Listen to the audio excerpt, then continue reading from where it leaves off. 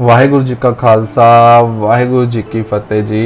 एक आपां वीडियो पाई सी कृष्ण लीला दे उपर जिन्हों संगत ने बहुत प्यार दिता ते असल दे विच गुरु साहब जी यही सिखांदे ने कि जिहड़े चंगे गुण ने वो आपां धारण करने ने ते जिहड़े माड़े अवगुण ने उसनूं आपां छड्ड देना है।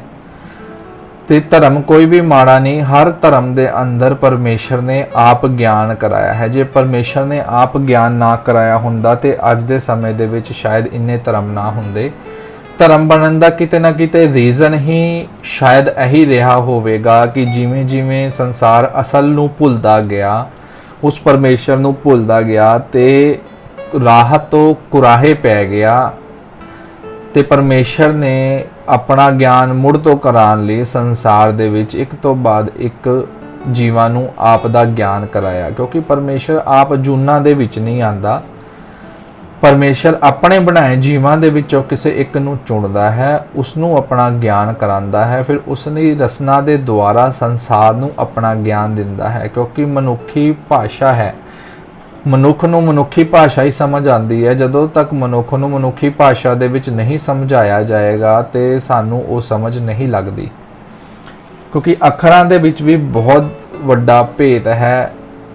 चाहे वो हिंदी दे काखा गा होण, चाहे गुरमुखी दा ऊड़ा ऐड़ा ईड़ी होए, चाहे वो मुस्लिम वीरां दी लैंगवेज होए, चाहे अंग्रेजी दी ABCD होवे। जे मालक ने किरपा कीती ते उसनूं भी असी इस चैनल दे उत्ते अपलोड करांगे हौली हौली कि उन्हां अखरां दे विच किहड़े भेद लुके होए ने। ते जिहड़ी आपां गल कीती सी असल दे विच ओह जिहड़ी गल है कृष्ण जी दी, वो शरीर दे नहीं, वो मन दे परथाए सी कि असल दे विच कृष्ण कौन है, गुरबाणी किसनूं कृष्ण जी कह रहे ने, या कह लो कृष्ण जी आप सानू की समझा रहे ने। जेकर असी देखिए अपने धर्म दे विच, सिख धर्म दे विच ते गुरु गोबिंद सिंह साहब जी भी सानू समझाउणा करदे ने, कहंदे ने दसम दी बाणी दे विच समझाउंदे ने, कहंदे ने चौपाई दे विच आंदा है, एह कारण प्रभ मोहे पठायो तब मैं जगत जन्म धर आयो। क्योंकि जन्म वरत्या गया इत्थे, जन्म किहदा हुंदा है, शरीर दा। जोत दा कोई जन्म नहीं हुंदा, जोत हमेशा प्रगट हुंदी है। जिम तिन कही तिनै तिम करे हो और किसूते बैर ना गहे हो। जिमें परमेश्वर ने फरमाया उही ज्ञान संसार दे विच आके वंडिया, लेकिन किसी नाल कोई बैर नहीं किया, भावें वो किसी भी धर्म दा होवे। जो हमको परमेश्वर उचर है ते सब नरक कुंड में पर है। कहना जेड़े मैनू परमेश्वर करके जानणगे, जो मैनू परमेश्वर कहणगे या परमात्मा मनणगे, वो सारे नरकां नूं जाणगे। क्यों?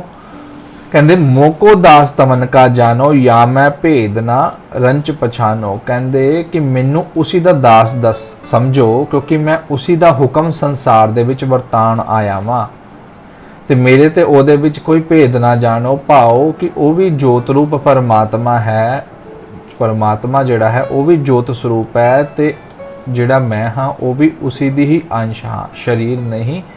जिहड़ी जोत है वो भी अंदर जिहड़ी है वो भी परमेश्वर दा ही अंश है। मैं हो परम पुरख को दासा, वो परम पुरख केवल एक परमात्मा जिहड़ा है, मैं उसी दा ही दास हाँ। देखन आयो जगत तमाशा, इस जगत दे विच जो त्रै गुणा दा तमाशा चल रहा है संसार दे विच, कहंदे मैं भी उसी नूं देखण आया। लेकिन क्यों देखण आया? उस मालिक ने हुक्म कीता, ਉਹਦੇ हुक्म अनुसार ही मैं इस संसार दे विच ਇਹ तमाशे नूं देखण आया। जो प्रभ जगत कहा सो कहे हो, मर्त लोक ते मौन ना रहे हो। कि जो परमेश्वर ने मैनू हुक्म लाया, मैं वही हुक्म एज इट इज़ तुहानूं दे के चलिया, तुहानूं दस रहा, तो मैं संसार दे विच आके चुप नहीं रहा। क्योंकि बहुत सारे संसार दे विच जीव इहो ਜਿਹੇ भी सीगे ਜਿਹੜੇ उस समय जिन्होंने परमेश्वर का ज्ञान सीगा, वो जुगत पता सीगी, वो चौथे पद का ज्ञान सी, लेकिन वो मौन हो गए, वो बोले नहीं। क्यों? क्योंकि अडंबर ही इन्ना चल रहा सी परमेश्वर के नाम ते। हुण आपां लैने हाँ एक श्लोक गीता दे विचों अध्याय 10 ਤੇ ਸ਼ਲੋਕ ਨੰਬਰ 3। ਮੇਰੀ ਸੰਸਕ੍ਰਿਤ ਚੰਗੀ ਨਹੀਂ ਹੈ, ਆਪ ਜੀ ਦੇ ਲਈ ਮੈਂ ਸਕਰੀਨ ਤੇ ਪਾ ਦੇਵਾਂਗੇ, ਆਪ ਜੀ ਦੇਖ ਲਿਓ ਤੇ ਉਹਦੇ ਅਰਥ ਭਾਵ ਆਪਾਂ ਡਿਸਕਸ ਕਰਦੇ ਹਾਂ। ਸ਼ਲੋਕ ਅਧਿਆਇ 10 ਸ਼ਲੋਕ 3 ਦੇ ਵਿੱਚ ਕ੍ਰਿਸ਼ਨ ਭਗਵਾਨ ਜਿਹੜੇ ਨੇ, ਕ੍ਰਿਸ਼ਨ ਜੀ, ਉਹ ਕੀ ਸੰਸਾਰ ਨੂੰ ਸਮਝਾਉਣਾ ਕਰ ਰਹੇ ਆ ਤੇ ਅਸੀਂ ਕੀ ਸਮਝ ਕੇ ਬੈਠੇ ਆ। ਕਹਿੰਦੇ ਜੋ ਮੁਝ ਕੋ अजन्मा अर्थात वास्तव में जन्म रहित अनादि कहते हैं। इत्थे गौर करना, अजन्मा हुण शरीर तो नहीं है, शरीर तो जमदा ते मरदा ही है, तो गल इत्थे किस दी हो रही है। जेकर असी मन दे परथाए ज्ञान लवांगे, चौथे पद नूं समझांगे, त्रै गुणां दे विच नहीं विचारांगे इन्हां ग्रंथां नूं। वेद कतेब कहो मत झूठे, झूठा जो ना विचारै कि वेद कतेब झूठे नहीं ने, झूठे वो लोग ने ਜਿਹੜੇ ਉਹਨਾਂ ਨੂੰ ਵਿਚਾਰਦੇ ਨਹੀਂ ਹੈ। ਤੇ ਵਿਚਾਰਨਗੇ ਕਦੋਂ? ਜਦੋਂ ਚੌਥੇ ਪਦ ਦਾ ਗਿਆਨ ਮਾਲਕ ਕਰਾਏਗਾ ਜਾਂ ਕਿਸੇ ਐਸੇ ਜੀਵ ਤੋਂ ਗਿਆਨ ਲੈਣਗੇ, ਐਸੇ ਸਾਧੂ ਤੋਂ ਜਿਹੜਾ ਬਾਹਰ ਦਿਖਾਵੇ ਦਾ ਸਾਧੂ ਨਹੀਂ ਹੋਵੇਗਾ, ਜਿਹੜਾ ਮਨ ਦੇ ਪਰਥਾਏ ਅਸਲ ਵਿੱਚ ਸਾਧੂ ਹੋਵੇਗਾ, ਮਨ ਕਰਕੇ ਸਾਧੂ ਹੋਵੇਗਾ। ਜਦੋਂ ਉਹਦੀ ਸੰਗਤ ਕਰਾਂਗੇ ਤੇ ਸਾਡੇ ਸਾਰੇ ਵੈਰ ਵਿਰੋਧ ਖਤਮ ਹੋ ਜਾਣਗੇ। ਸਾਧ ਕੇ ਸੰਗ ਦ੍ਰਿੜੈ ਸਰਬ ਧਰਮ, कि साधु दे संग दे नाल सानू सारे धर्मां दा ज्ञान होएगा। तो इत्थे भगवान कृष्ण जी समझाउंदे ने, कहंदे ने कि जो मुझको अजन्मा, क्योंकि जोत कदे पैदा नहीं हुंदी, शरीर जमदा ते मरदा है, वो जोत परमेश्वर दी है, परमेश्वर तो निकल के शरीरां दे विच परमेश्वर ने टिकाई है। ते उहदा जिहड़ा है कह लो कि फाइनल स्टेज ਉਹੀ ਹੋਏਗੀ ਜਦੋਂ ਉਹ ਜੋਤ ਉਸ ਪਰਮੇਸ਼ਰ ਨੂੰ ਬੁੱਝ ਕੇ ਪਰਮੇਸ਼ਰ ਦੇ ਵਿੱਚ ਹੀ ਸਮਾ ਜਾਏਗੀ, ਕਿ ਜਿਸ ਤੋਂ ਵਿਛੜੀ ਹੈ। ਜਿਵੇਂ ਬੂੰਦ ਸਾਗਰ ਤੋਂ ਵਿਛੜ ਕੇ ਜਦੋਂ ਸਾਗਰ ਦੇ ਵਿੱਚ ਸਮਾਉਂਦੀ ਹੈ ਤੇ ਉਹ ਸਾਗਰ ਦਾ ਹੀ ਰੂਪ ਹੋ ਜਾਂਦੀ ਹੈ। अर्थात वास्तव में जन्म रहित, अगे दस भी दे कि जन्म तो रहित जानेगा, अनादि जानेगा। अनादि ਉਹਨੂੰ ਕਹਿੰਦੇ ਨੇ ਜਿਹੜਾ ਆਦ ਤੋਂ ਹੈ। ਤੇ ਆਦ ਤੋਂ ਕੌਣ ਹੈ? ਕੇਵਲ ਪਰਮਾਤਮਾ। ਪਰਮਾਤਮਾ ਉਦੋਂ ਤੋਂ ਹੈ ਸੰਸਾਰ ਦੇ ਵਿੱਚ ਜਦੋਂ ਸੰਸਾਰ ਦੇ ਵਿੱਚ ਕੁਝ ਵੀ ਨਹੀਂ ਸੀਗੀ। ਨਾ ਹਵਾ ਸੀ, ਨਾ ਪਾਣੀ ਸੀ, ਨਾ ਧਰਮ ਸੀ, ਨਾ ਧਰਮਰਾਜ ਸੀ, ਨਾ ਪਾਪ ਸੀ, ਨਾ ਪੁੰਨ ਸੀ, ਨਾ ਸਰੀਰ ਸੀਗੇ, ਨਾ ਜਾਨਵਰ ਸੀ, ਨਾ ਕੋਈ ਜਾਤ ਸੀ, ਨਾ ਕੋਈ ਪਾਤ ਸੀ। ਕੇਵਲ ਇੱਕ ਪਰਮਾਤਮਾ ਹੀ ਸੀ।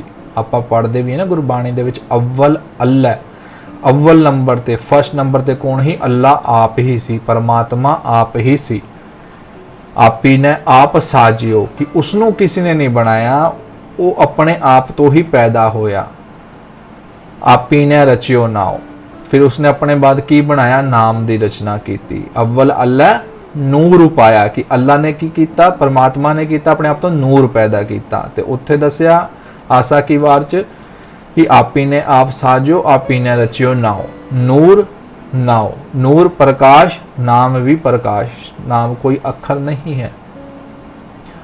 कुदरत के सब बंदे, तो ਉਹਦੇ बाद नाम ने द्वारा की साजी गई कुदरत। ਆਪਾਂ ਪੜ੍ਹਦੇ ਵੀ ਹੈ ਨਾ, ਨਾਮ ਕੇ ਧਾਰੇ ਖੰਡ ਬ੍ਰਹਮੰਡ, ਸਾਰਾ ਗੁਰਬਾਣੀ ਦੇ ਵਿੱਚ ਸਾਨੂੰ ਦੱਸਿਆ ਹੈ। ਤੇ ਇੱਕ ਸ਼ਬਦ ਵੀ ਆਂਦਾ ਅਰਪਦ ਨਰਪਦ ਧੁੰਦੂਕਾਰਾ, ਉਹ ਵੀ ਆਪ ਜੀ ਨੂੰ ਇੱਥੇ ਮੈਂਸ਼ਨ ਕਰ ਦਿੱਤਾ ਜਾਏਗਾ। ਇੱਕ ਵਾਰੀ ਆਪ ਜੀ ਪੜ੍ਹਿਓ ਉਸਨੂੰ ਵੀ, ਕਿ ਸਭ ਤੋਂ ਪਹਿਲਾਂ ਕੌਣ ਸੀ? ਆਪ ਪਰਮਾਤਮਾ ਹੀ ਸੀ। ਤੇ ਅਸੀਂ ਕਿਹਦੇ ਨਾਲ ਵੈਰ ਵਿਰੋਧ ਕਮਾ ਰਹੇ ਹਾਂ? ਕਿਹਦੇ ਨਾਲ ਆਪਾਂ ਲੜ ਰਹੇ ਹਾਂ? ਵਾਹਿਗੁਰੂ ਜਾਣੇ। ਜੋ ਮੁਝਕੋ ਅਜਨਮਾ ਅਰਥਾਤ ਵਾਸਤਵ में जन्म रहित अनादि, अनादि मतलब ਜਿਹਦਾ ਕੋਈ ਆਦ ਨਹੀਂ ਹੈ, ਜੋ स्टार्टिंग तो ही है, एक और लोकों का महान ईश्वर तत्व से जानता है। किहड़े लोक? तीन लोक जिहड़े संसार दे विच चल रहे ने, रजोगुण, तमोगुण, सतोगुण, है ना। इन्हां तिन्नां लोकां तो ऊपर चौथे पद दे विच आप वो मालिक बैठा होया है।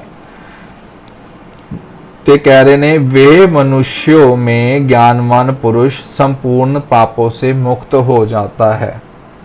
भाव कि ਜਿਹੜਾ ਪਰਮੇਸ਼ਰ ਦੇ ਇਸ ਸਵਰੂਪ ਨੂੰ ਜਾਣ ਲੈਂਦਾ ਹੈ, ਭਾਵ ਕਿ ਇਸ ਜੋਤ ਨੂੰ ਬੁੱਝ ਲੈਂਦਾ ਹੈ, ਤੇ ਉਹ ਸਾਰਿਆਂ ਪਾਪਾਂ ਤੋਂ ਮੁਕਤ ਹੋ ਜਾਂਦਾ ਹੈ। ਕਿਉਂਕਿ ਪਾਪ ਸਾਰੇ ਕਿੱਥੇ ਨੇ? ਸੰਸਾਰ ਦੇ ਤ੍ਰੈ ਗੁਣਾਂ ਦੇ ਵਿੱਚ ਨੇ। ਜਦੋਂ ਤੱਕ ਅਸੀਂ ਰਜੋਗੁਣ, ਤਮੋਗੁਣ, ਸਤੋਗੁਣ ਦੇ ਵਿੱਚ ਵਿਚਰਦੇ ਹਾਂ ਤੇ ਅਸੀਂ ਚੌਥੇ ਪਦ ਨੂੰ ਨਹੀਂ ਜਾਣਦੇ, ਭਾਵ ਆਪਣੇ ਮਨ ਨੂੰ ਨਹੀਂ ਜਾਣਦੇ, ਆਪਣੀ ਜੋਤ ਦੇ ਨਾਲ ਜੋਤ ਦੀ ਪਛਾਣ ਨਹੀਂ ਕਰਦੇ, ਉਸ ਜੋਤ ਨੂੰ ਨਹੀਂ ਦੇਖਦੇ, ਉਦੋਂ ਤੱਕ ਅਸੀਂ ਇਹਨਾਂ ਤ੍ਰੈ ਗੁਣਾਂ ਦੇ ਵਿੱਚ ਵਿਚਰਾਂਗੇ, ਜਿੱਥੇ ਵੈਰ ਵਿਰੋਧ, ਚਿੰਤਾਵਾਂ, ਫਿਕਰ, ਫੁਰਨੇ, ਹਨਾ, ਸੰਸਾਰਿਕ ਸਰੀਰ ਦੇ ਪ੍ਰਤੀ ਕੀਤੇ ਗਏ ਧਰਮ ਕਰਮ ਦੇ ਕੰਮ ਨੇ, ਤੇ ਅਸੀਂ ਪਛਾਣਨਾ ਕਿਸ ਨੂੰ ਹੈ? ਆਪਣੀ ਜੋਤ ਨੂੰ। ਕਿ ਸਾਰੇ ਧਰਮਾਂ ਦੇ ਵਿੱਚ ਭਗਤ ਜਿਹੜੇ ਨੇ ਇਹੀ ਪੁਕਾਰ ਕਰ ਰਹੇ ਨੇ ਕਿ ਅਸਲ ਦੇ ਵਿੱਚ ਉਹਨਾਂ ਨੂੰ ਧਾਰਮਿਕ ਗ੍ਰੰਥਾਂ ਨੂੰ ਪੜ੍ਹਨਾ ਹੈ ਤੇ ਬੁੱਝਣਾ ਹੈ। ਕੇਵਲ ਰੱਟੀ ਨਹੀਂ ਜਾਣਾ, ਉਸ ਨੂੰ ਪੜ੍ਹ ਕੇ ਬੁੱਝਣਾ ਹੈ, ਸਮਝਣ ਦੀ ਕੋਸ਼ਿਸ਼ ਕਰਨੀ ਹੈ ਤੇ ਉਹਨਾਂ ਦੀ ਗੱਲ ਨੂੰ ਮੰਨਣਾ ਹੈ ਤੇ ਆਪਣੀ ਜੋਤ ਨੂੰ ਦੇਖਣਾ ਹੈ। ਭਾਵ ਜੋਤ ਪ੍ਰਗਟ ਕਰਨੀ ਹੈ ਤੇ ਜੋਤ ਨੂੰ ਦੇਖਣਾ ਹੈ, ਤੇ ਉਦੋਂ ਜਾ ਕੇ ਸਾਡੇ ਇਹ ਵੈਰ ਵਿਰੋਧ ਮੁੱਕਣਗੇ। ਤੇ ਕਹਿਣ ਦਾ ਭਾਵ ਇਹ ਹੈ ਕਿ ਜਿੰਨੇ ਵੀ ਰਹਿਬਰ ਸੰਸਾਰ ਦੇ ਵਿੱਚ ਆਏ, ਸਰੀਰ ਧਾਰ ਕੇ ਤਾਂ ਆਏ, ਪਰ ਅਸਲ ਦੇ ਵਿੱਚ ਉਹ ਮਾਲਕ ਨੂੰ ਮਿਲੇ ਹੋਏ ਸੀਗੇ। ਮਾਲਕ ਨੇ ਆਪ ਆਪਣਾ ਗਿਆਨ ਉਹਨਾਂ ਨੂੰ ਕਰਾਇਆ, ਆਪਣਾ ਗਿਆਨ ਕਰਾਇਆ, ਤਾਂ ਕਿ ਉਹ ਸੰਸਾਰ ਦੇ ਵਿੱਚ ਆਪਣੇ ਆਪਣੇ ਸਮੇਂ ਮੁਤਾਬਕ ਜਿਸ ਸਮੇਂ ਉਹ ਆਏ ਨੇ, ਸੰਸਾਰਿਕ ਜੀਵਾਂ ਨੂੰ ਭਰਮ ਦੇ ਵਿੱਚੋਂ ਕੱਢ ਕੇ ਉਸ ਕੇਵਲ ਅਕਾਲ ਪੁਰਖ ਪਰਮੇਸ਼ਰ ਦੇ ਨਾਲ ਜੋੜਨ। ਇੰਨੀ ਕੁ ਵਿਚਾਰ ਕਰਦੇ ਹੋਏ ਇੱਕ ਨਹੀਂ ਅਨੇਕਾਂ ਭੁੱਲਾਂ ਚੁੱਕਾਂ ਗਲਤੀਆਂ ਹੋ ਗਈਆਂ ਹੋਣਗੀਆਂ। ਆਪ ਜੀ ਅਣਜਾਣ ਬੱਚਾ ਸਮਝ ਕੇ ਬਖਸ਼ ਦੇਣਾ ਜੀ, ਕਿਉਂਕਿ ਸੰਗਤ ਤੇ ਸਤਿਗੁਰ ਦੋਨੋਂ ਬਖਸ਼ਣ ਯੋਗ ਹੋ। ਵਾਹਿਗੁਰੂ ਜੀ ਕਾ ਖਾਲਸਾ, ਵਾਹਿਗੁਰੂ ਜੀ ਕੀ ਫਤਿਹ।